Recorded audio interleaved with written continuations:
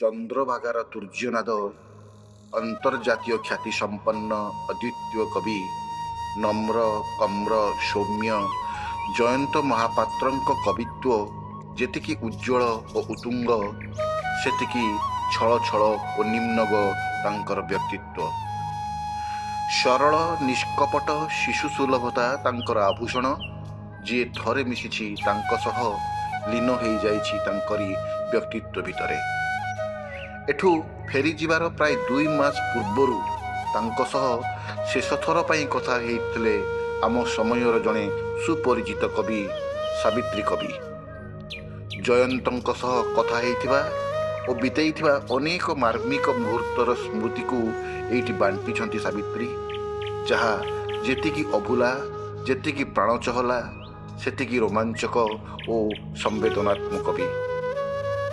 ସାବିତ୍ରୀ କବି ଏହି ବିଶେଷ ପ୍ରତିବେଦନର ଶୀର୍ଷକ ରଖିଛନ୍ତି ବଗିଚାର ନାଁ ତିନିକୋଣିଆ। ବଗିଚାର ନାଁ ତିନିକୋଣିଆ। ବାଉଁଶ ଗଛରେ ଫୁଲ ଧରିବା ତୁ ଦେଖିଛୁ? ବାଉଁଶ ଗଛରେ ଫୁଲ ଧରିବା ଭଲ ନୁହେଁ ରେ। ମୋ ବାଡ଼ିରେ ବାଉଁଶ ଗଛରେ ଏବେ ଫୁଲ ଧରିଛି, ବୋଧେ ସେ ମରିଯିବ। ମୋ ମନ କିଛି ଭଲ ଲାଗୁନାହିଁ ରେ। ଏମିତି ଏକ ଅବଶୋଷ ଭରା କଣ୍ଠସ୍ୱର ଥିଲା ଜୁନ୍ 11 ତାରିଖ 2023 ମସିହା।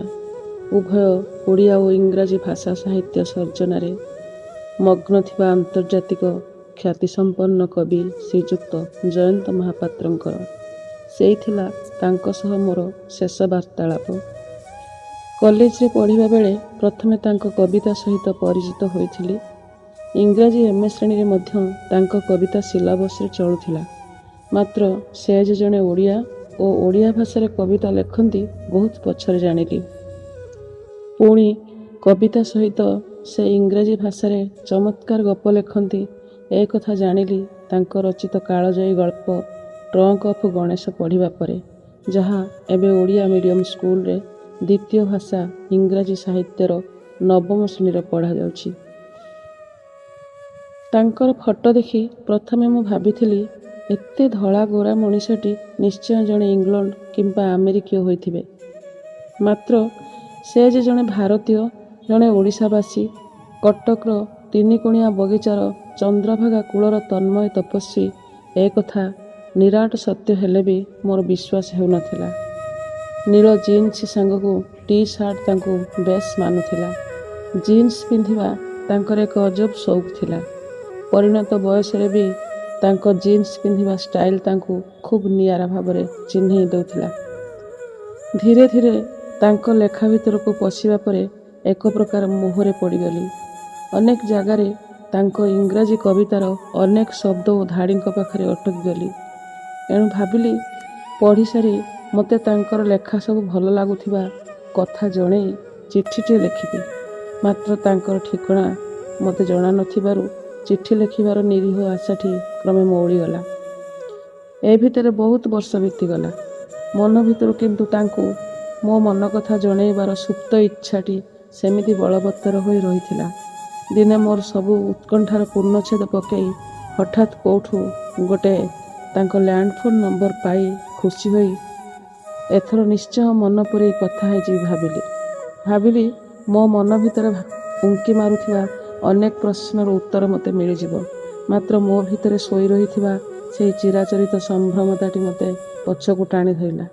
ଏତେ ବଡ଼ ଲେଖକ, ସେ ମୋ ଫୋନ୍ ଉଠେଇବେ ନା? ମୋତେ କ'ଣ କହିବେ? ମୁଁ ତାଙ୍କୁ କ'ଣ ପଚାରିବି?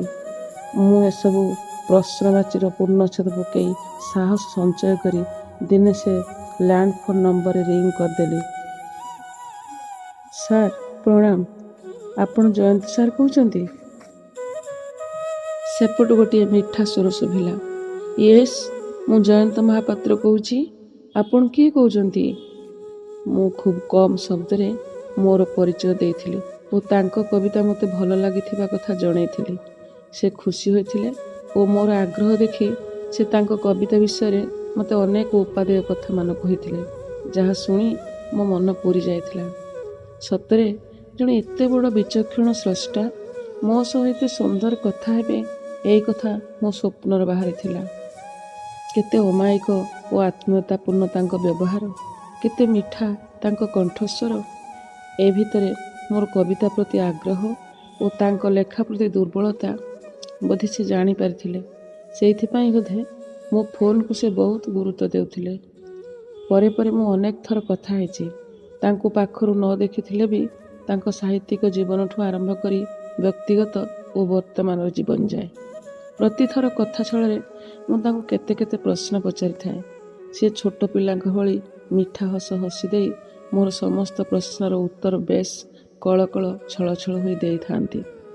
ତା ଭିତରେ ମୋର ଅନେକ ପିଲାଳିଆ ପ୍ରଶ୍ନ ସବୁ ଶୁଣି ସେ ସାମାନ୍ୟ ବିରକ୍ତ ନ ହୋଇ ବରଂ ଖୁବ୍ ଖୋଲା ମନରେ କହନ୍ତି, ତୋ ମନକୁ ଯାହା ଆସୁଛି ତୁ ପଚାରିବୁ, ମୁଁ କାହିଁକି କିଛି ଭାବିବି, ଯାହା ମୋତେ ପର ମୁହୂର୍ତ୍ତରେ ଚକିତ କରୁଥିଲା। ସେ ପ୍ରଶ୍ନମାନଙ୍କ ଭିତରେ ଥିଲା, ଆପଣ କାହିଁକି ପ୍ରଥମେ ଇଂରାଜୀରେ ଲେଖା ଆରମ୍ଭ କଲେ? ପ୍ରଥମେ କେଉଁ କଲେଜରେ ପୋଷ୍ଟିଂ ହୋଇଥିଲା ଆପଣଙ୍କର? ସାର୍, ଜାତିର ପିତା ମହାତ୍ମା ଗାନ୍ଧୀଙ୍କୁ ଆପଣ ଦେଖିଛନ୍ତି କି ନାହିଁ? ଭାରତର ସ୍ୱାଧୀନତା ପାଇବା ବେଳର ଆପଣଙ୍କର କିଛି ଅନୁଭୂତି ମନେ ଅଛି କି ନାହିଁ? ଆଜି ଯାଏ କେଉଁ କେଉଁ ଦେଶ ବୁଲିଛନ୍ତି? ଆପଣଙ୍କ ପିଲାବେଳ କେମିତି ଥିଲା? ବାହାର ଦେଶରେ କେଉଁ କେଉଁ ପ୍ରଖ୍ୟାତ ଲେଖକ କବିଙ୍କ ସହିତ ଆପଣଙ୍କର ଅନ୍ତରଙ୍ଗତା ଗଢ଼ି ଉଠିଥିଲା ସାର୍? ଛୋଟବେଳେ ଆପଣ କ'ଣ ସବୁ ଦୁଷ୍ଟାମି କରୁଥିଲେ? କେଉଁ ଖେଳ ଆପଣଙ୍କର ପ୍ରିୟ ଥିଲା? ଖେଳିବା ପଢ଼ିବା ବ୍ୟତୀତ ଆପଣ ଆଉ କ'ଣ ସବୁ କରିବାକୁ ଭଲ ପାଉଥିଲେ? ଏମିତି କେତେ କେତେ ପ୍ରଶ୍ନର ସରଳ ଉତ୍ତର ରଖୁଥିଲେ ସେ ଖୁବ୍ ନିଷ୍କପଟ ଭାବରେ, ଯାହା ସବୁ ଲେଖିଲେ ପୋଥିଟିଏ ହେବ। ତାଙ୍କ ଭିତରେ ସବୁଠୁ ବଡ଼ ଅବଶୋଷ ଥିଲା ପିଲାବେଳେ ତାଙ୍କ ବୋଉ ତାଙ୍କୁ ଭଲ ପାଉନଥିଲେ, ଯାହା ସେ ନିଜ ଆତ୍ମଜୀବନୀରେ ମଧ୍ୟ ଲେଖିଛନ୍ତି। ବାପା ତାଙ୍କର ଖୁବ୍ ପ୍ରିୟ ଥିଲେ। ମୁଁ ଆଶ୍ଚର୍ଯ୍ୟ ହୋଇ ଥରେ ପଚାରିଥିଲି, ବୋଉ କାହିଁକି ଆପଣଙ୍କୁ ଭଲ ପାଉନଥିଲେ? ଉତ୍ତରରେ ସେ ଖୁବ୍ ଗମ୍ଭୀର ହୋଇଯାଇ କହିଥିଲେ, ମୁଁ ଜାଣିନି ରେ, ମୁଁ କେମିତି ଜାଣିବି? ତାଙ୍କର ସେ ଆବେଗଭରା କଣ୍ଠସ୍ୱର ମୋତେ ଆହତ କରିଥିଲା। ଥରେ ତାଙ୍କ ବିଷୟରେ ଅଧିକ ଆଗ୍ରହୀ ହୋଇ ମୁଁ କିଛି ବ୍ୟକ୍ତିଗତ କଥା ଜାଣିବାକୁ ଚାହିଁଥିଲି। ସେ କହିଥିଲେ ତାଙ୍କର 22 ବର୍ଷରେ ବିବାହ ହୋଇଥିଲା, ଯେତେବେଳେ ରେଭେନ୍ସା କଲେଜରେ ସେ ଅଧ୍ୟାପକ ଥିଲେ ଓ ତାଙ୍କ ପତ୍ନୀ ରୁନୁ ତାଙ୍କର ଛାତ୍ରୀ ଥିଲେ। ତୁ ଶୁଣିବୁ, ଯେତେବେଳେ ଆମର ବିଭାଘର ହେଲା ସେତେବେଳେ ମୋତେ ବି 22, ତାକୁ ବି 22। ସେ ମୋର ବହୁତ ଯତ୍ନ ନେଉଥିଲା। ରୁନୁ ଭଳି ଆଉ କିଏ ହେବ? ସେ ଯିବା ପରଠୁ ମୋତେ ଆଉ କିଛି ଭଲ ଲାଗୁନି। ଥରେ ପଚାରିଥିଲି, ସାର୍, ଆପଣ ସେବେ ମହାନଦୀ ଓ କାଠଯୋଡ଼ି କୂଳକୁ କେବେ ଯାଆନ୍ତି ନା? ସେ କୁରୁକୁରୁ ହୋଇ ହସି ହସି କହନ୍ତି, ତୁ ଆଉ କହନି ସେ କଥା। କାଠଯୋଡ଼ି କୂଳରୁ ଆଉ ମୋର ଘରକୁ ଫେରିବାକୁ ଇଚ୍ଛା ହୁଏନି। ମୁଁ ତା କୂଳରେ ବସି ପାଣି ଭିତରକୁ ଟେକାଟିଏ ଫିଙ୍ଗି ତାକୁ ଚାହିଁ ବସିଥାଏ। କାଚକେନ୍ଦୁ ପରି ପାଣି ଭିତରେ ଆକାଶରେ ଉଡ଼ି ଯାଉଥିବା ଧାଡ଼ି ଧାଡ଼ି ମେଘଙ୍କର ଶୋଭାଯାତ୍ରା ଦିଶେ। ମୋ ମୁହଁ ବି ଦିଶେ। ମୋର ସେଠୁ ଆସିବାକୁ ଜମା ମନକୁ ହେନି। ଥରେ ପଚାରିଥିଲି, ଆପଣଙ୍କୁ ବର୍ଷାରେ ଭିଜିବାକୁ ଭଲ ଲାଗେ ନା ସାର୍? ହସି ହସି ବେଦମୋହି କହିଥିଲେ, ତୁ ସବୁ କଥା ମୋର ମନେ ପକାଇ ଦେଉଛୁ। ଦେଖ, ବର୍ଷା ଆରମ୍ଭ ହେଲେ ମୁଁ ରେଭେନ୍ସା କଲେଜରୁ ସାଇକେଲ ଧରି ବାହାରେ ଘର ମୁହାଁ, ଖାସ୍ ବର୍ଷାରେ ଭିଜିବା ପାଇଁ।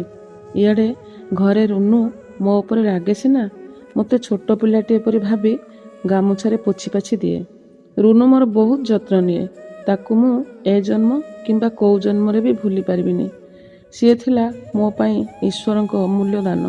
ସିଏ ଯିବା ପରଠୁ ମୋତେ ଆଉ କିଛି ଭଲ ଲାଗୁନାହିଁ ରେ। ଏତିକି କହିଲା ବେଳେ ତାଙ୍କ କଣ୍ଠ ରୋଧ ହୋଇ ଆସୁଥିଲା। ଆଉ ସେ କିଛି କହିବା ସ୍ଥିତିରେ ନଥିଲେ।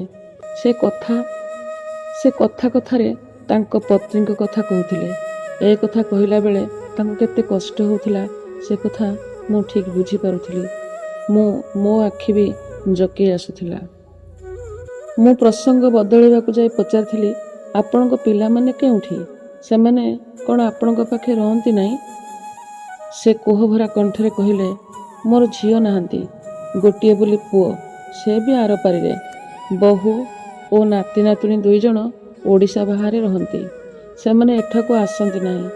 ମୋର ଗୋଟିଏ ଭଉଣୀ ଏଇ ପାଖାପାଖିରେ ରୁହେ। ତାର ବି ଦେହ ଭଲ ରହୁନି। ବୟସ ହେଲାଣି। ଏବେ ମୁଁ ଏକା ରହୁଛି। ସରୋଜିନୀ ଆଉ ତା ପୁଅ ବୋହୂଙ୍କୁ ଘର କରିଦେଇଛି।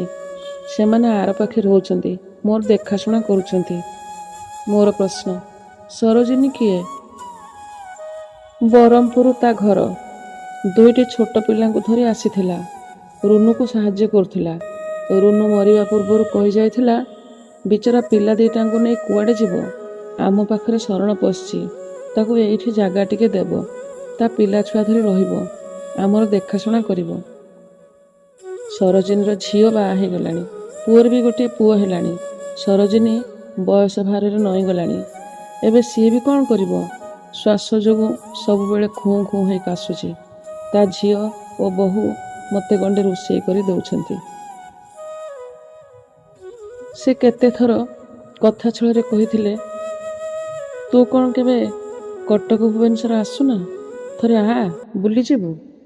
2021 ଡିସେମ୍ବର 12 ତାରିଖ ମୋ ନୂଆ ବହି ଆଣିବାକୁ ଆମେ ଭାଇ ଭଉଣୀ ଦୁହେଁ କଟକ ଯାଇଥିଲୁ। ଭାବିଲି ସାର୍ଙ୍କୁ ଟିକେ ଦେଖା କରି ଆସିଲେ ହୁଅନ୍ତା। ଭାଇ ବି କହିଲା, କେତେ ଜଣକୁ ଦେଖିବୁ ଦେଖିବୁ କହି ଦେଖିପାରୁନୁ, ପାଚିଲା ତାଳ, କେତେବେଳେ କେଉଁ କଥା। ମନ୍ଦିରରେ ଭଗବାନଙ୍କୁ ମୂର୍ତ୍ତି ଦେଖିପାରିବୁ, କିନ୍ତୁ ତାଙ୍କୁ ଆଉ ଦେଖିପାରିବୁନି। ଭାବିଲି ଠାକୁର ଦେଖା କଦଳୀ ବିକା ଏକ ସଙ୍ଗେ ହୋଇଯିବ। ଯେଉଁଠୁ ମୋ ବହି ବାଇଣ୍ଡିଂ ହେଉଥିଲା, ତିନିକୁଣିଆ ବଗିଚା ସେଇଠି ମାତ୍ର 1 କିଲୋମିଟର ହେବ ବୋଲି ଜାଣିବା ପରେ ଭାବିଲି ସାର୍ଙ୍କୁ ନ ଜଣେଇ ସରପ୍ରାଇଜ୍ ଦେବି। ମାତ୍ର ମୋ ଭାଇ କହିଲା, ସାର୍ ଯଦି ଘରେ ନଥିବେ ତୁ ଫୋନ୍ କରିଦେ। ସାର୍ ଯେତେବେଳେ ଜାଣିଲେ ଆମେ ତାଙ୍କ ପାଖକୁ ଯାଉଛୁ, ସେ ଖୁସିରେ ଉଛୁଳି ପଡ଼ି କହିଲେ, ହଉ ତୁମେ ଦୁହେଁ ଆସ, ମୁଁ ଅପେକ୍ଷା କରିଛି। ସିଧା ତିନିକୁଣିଆ ବଗିଚାକୁ ଆସି ପଚାରିଦେଲେ କହିଦେବେ। ପିଲାଟି ଦିନରୁ ଶୁଣିଥିବା ସେହି ସୁମଧୁର ଗୀତ ବଗିଚାର ନାଁ ତିନିକୁଣିଆରୁ ଭାବିଥିଲି ସେଠି ବୋଧେ ଗୋଟେ ତିନିକୁଣିଆ ବଗିଚା ଥିବ। ସେ ବଗିଚାର ସୁନ୍ଦର ସୁନ୍ଦର ଫୁଲ ଫୁଟିଥିବ। ମାତ୍ର ସେମିତି କିଛି ବି ନଥିଲା। ଜଣେ ବୟସ୍କ ରିକ୍ସାବାଲାଙ୍କୁ ପଚାରିବାରୁ ସେ କହିଲେ, ତୁମେ ଆମ ବାବାଙ୍କୁ ଖୋଜୁଛ? ସିଏ ଆମ ଗାଁର ଦେବତା, ଠାକୁର ବାବା। ଏଇ ଆଗରେ ଯେଉଁ ଗଳି ରାସ୍ତାଟି ଦିଶୁଛି, ସେଇଟା ବାବାଙ୍କ ଘର। ଭାବିଲି ଏତେ ବଡ଼ ବିଖ୍ୟାତ କବିଙ୍କ ଘରଟି ନିଶ୍ଚୟ ଚାକଚକ୍ୟ ଭରା ହେଇଥିବ।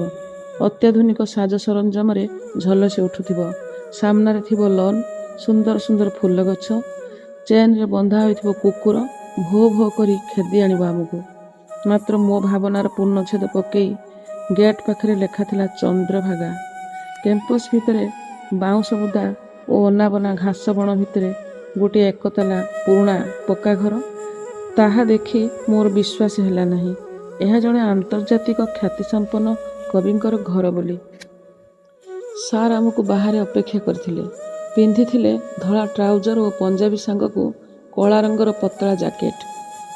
ମୁଣ୍ଡରେ ଫୁରୁଫୁରୁ ଧଳା ବାଳ, ମୋତି ଭଳି ଚକଚକ୍ କରୁଥିବା ଆଖି ଭିତରେ ମାଳ ମାଳ ମଲା ସ୍ୱପ୍ନମାନଙ୍କର ଭଗ୍ନାବଶେଷ। ଆମକୁ ଘର ଭିତରକୁ ପାଛୋଟି ନେଇ ଫ୍ରିଜ୍ରୁ ମିଠା ବାହାର କରି ଖାଇବାକୁ ବାଧ୍ୟ କଲେ। ମୁଁ ନେଇଥିବା ମିଠା ଦେଖି ରାଗିଲେ। କାହିଁକି ଆଣୁଥିଲୁ? କିଏ ଖାଇବ ଏସବୁ? ମୋ ହାତରୁ ଚକୋଲେଟ୍ ନେଇ ଖାଇଲେ। ପ୍ରାୟ ଘଣ୍ଟାଏ କି 1.5 ଘଣ୍ଟା ଆମେ ରହିଲୁ। ମୋ ନୂଆ ବହି ସ୍ୱପ୍ନର ନାଁ ନଈ ତାଙ୍କୁ ଦେବାବେଳେ ସେ ଖୁସିରେ ଗଦଗଦ ହୋଇ କହିଲେ, ତୋ ବହିର ନାଁଟି ବହୁତ ସୁନ୍ଦର ହୋଇଛି। ସେଥିରୁ 2ଟି କବିତା ତାଙ୍କୁ ପଢ଼ି ଶୁଣେଇବାକୁ କହିଲେ। କେତେ କଥା ଗପିଲେ, ଆମ ସହ ଫଟୋ ଉଠେଇଲେ। ସେଠୁ ଫେରିଲା ବେଳେ ମୋତେ ଲାଗୁଥିଲା ମୋ ନିଶ୍ୱାସରୁ କିଏ ଛାଡ଼ି ଆସିଛି କି ସେଇ ଚନ୍ଦ୍ରଭାଗାର ଅନାବନା ଘାସର ଜଙ୍ଗଲ ଭିତରେ।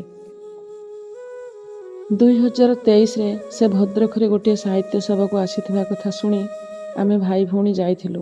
ସେ ଖୁବ୍ ସୁନ୍ଦର ଭାବେ ସଭାରେ ବକ୍ତବ୍ୟ ରଖିଲେ। ଆମକୁ ଦେଖି ବହୁତ ଖୁସି ହେଲେ।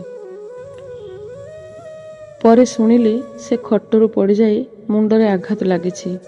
ତାପରେ କିଛି ଦିନ ପରେ ସେ ଭଲ ହୋଇଗଲେ। ତାପରେ ତାଙ୍କର କିଛି ନ ହୋଇଥିବା ପରି କଥା ହେଲେ। ହସି ହସି କହିଲେ, ମୋର କିଛି ହେଇନି ରେ, ତୁ ଜମା ବ୍ୟସ୍ତ ହନି। ତାଙ୍କ ସହ ଶେଷ ଫୋନ୍ ଥିଲା 11 ଜୁନ୍ 2023 ମସିହା। ସେ କହିଥିଲେ, ସରୋଜିନୀ ଆଉ ନାହିଁ, ସେ ଏଇ ଜାନୁଆରୀ ମାସରେ ମରିଗଲା। ମୁଁ ଆଶ୍ଚର୍ଯ୍ୟ ହୋଇ ପଚାରିଲି, ସାର୍ ତାଙ୍କର କ'ଣ ହୋଇଥିଲା? ସେ ବାଷ୍ପାକୁଳ କଣ୍ଠରେ କହିଥିଲେ, ତା ଦେହ ଭଲ ରହୁନଥିଲା, ଚାଲିଗଲା ବିଚାରୀ। ମୁଁ ପଚାରିଲି, ସାର୍ ଆଜି ରାତିରେ କ'ଣ ଖାଇବେ? କହିଲେ, କାମବାଲି ସକାଳେ ଆସି ରୋଷେଇ କରିଦେଇ ଯାଉଛି। ଚକଟା ଅଟା ଥିଲା, ଗୋଟେ ପରଟା କରିଛି, ଅଣ୍ଡା ତରକାରୀ ଅଛି, ଖାଇଦେବି। ଆଶ୍ଚର୍ଯ୍ୟ ହୋଇ ପଚାରିଲି, ଆପଣ ନିଜେ ପରଟା କଲେ? କିଛି ସମୟ ନୀରବ ରହି କହିଲେ, ଆଉ କ'ଣ କରିବି? ମୁଁ କିଛି ବୁଝିପାରିଲିନି କିମ୍ବା ତାଙ୍କୁ ଆଉ ବେଶୀ କିଛି ପଚାରିଲି ନାହିଁ। କହିଲେ, ପ୍ରବଳ ଗୁଳୁଗୁଳି ହେଉଛି, ତୁ ତ ଦେଖିଥିବୁ, ମୋର ଏସି ନାହିଁ। ଝରକା କବାଟ ବନ୍ଦ କରି ମୁଁ ଏଇଠି ବସିଛି। ସାର୍, ଆଉ ଲେଖାପଢ଼ା? ହଁ ରେ, ସେମିତି ଚାଲିଛି। ଗୋଟେ ଦୀର୍ଘଶ୍ୱାସ ପକାଇ କହିଲେ, ଜାଣିଛୁ, ତୁ ଯେଉଁ ବାଉଁଶ ଗଛ ଦେଖିଥିଲୁ, ସେଥିରେ ଏଥର ଫୁଲ ଧରିଛି। ମୋତେ କିଛି ଭଲ ଲାଗୁନି ରେ। ଏଇ ଗୁଳୁଗୁଳି କମୁ, ଅଶୋକକୁ ନେଇ ଆସିବୁ। ମୁଁ କହିଥିଲି, ସାର୍, ବର୍ଷା ହଉ, ମୁଁ ନିଶ୍ଚୟ ଯିବି। ନିଶ୍ଚୟ ଯିବି ସାର୍। ସେଇ ଥିଲା ମୋର ଶେଷ ବାର୍ତ୍ତାଳାପ ତାଙ୍କ ସହ। ଆଜି ବର୍ଷା ହେଉଛି ସତ, ମାତ୍ର ମୋତେ ଆଉ କେହି ଶ୍ରଦ୍ଧାରେ ଡାକୁନାହିଁ। ଅଶୋକକୁ ସାଙ୍ଗରେ ଧରି ଆସିବୁ, ନିଶ୍ଚୟ ଆସିବୁ। ଆଜି ଅଗଷ୍ଟ 27, ତାଙ୍କ ମହାପରାୟଣ ଦିବସ। ମୋ ପରି ଜଣେ ସାମାନ୍ୟ ମଣିଷ ତାଙ୍କ ପରି ଜଣେ ଅସାମାନ୍ୟ ମହାନ ସ୍ରଷ୍ଟାଙ୍କ ସହ ଦୁଇପଦ ମନଖୋଲା କଥା ହୋଇପାରିବା ନିଶ୍ଚୟ ଈଶ୍ୱରଙ୍କର ଆଶୀର୍ବାଦର ଫଳ। ଏବେ ବି ଚନ୍ଦ୍ରଭାଗାର ଚିତ୍ରିତ ଅନ୍ଧାର ଭିତରେ ଫୁଟୁଥିବ ଭୋର ମୁତିର ଫୁଲ।